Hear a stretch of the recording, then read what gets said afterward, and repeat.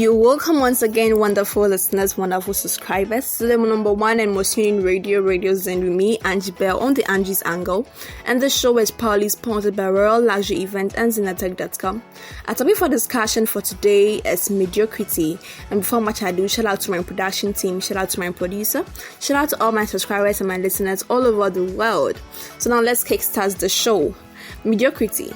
What is mediocrity? Someone may ask. Mediocrity is at any point in time where you cannot attest to a thing or a person being either great, poor, or average. The reason is that you cannot decide on either great or poor because of consistency. Making a case of mediocrity relies on two main factors, and these factors are consistency and decision.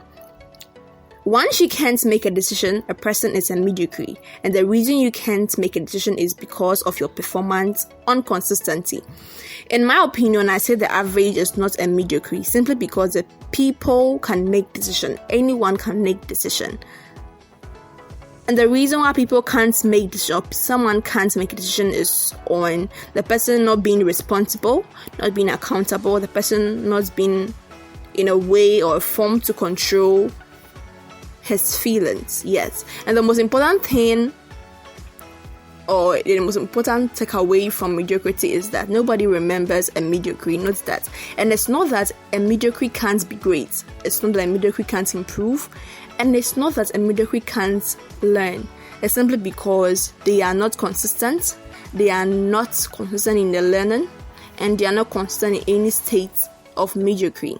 Some reasons why you should strive for mediocrity is that, one, but before that, if you don't want to try harder, try being a mediocre, because there is no harm in that, and there is no reward either as well.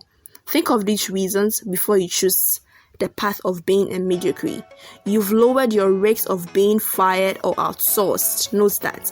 And you are not a threat to a bad manager, simply because some managers cannot stand it's when the employee is too ambitious or too smart. So when you're mediocre, you pave way for, you are no threat for a bad manager, and there is no risk of failure when you're mediocre. You can focus on your life and focus on work as well.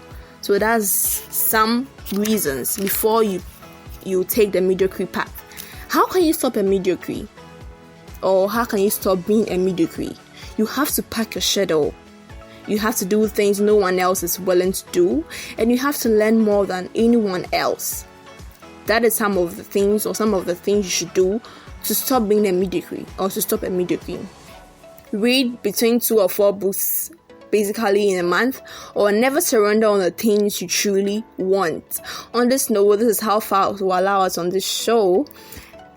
Thank you for listening. Subscribe, comment, like, and share. Thank you for your time. Don't touch the dial.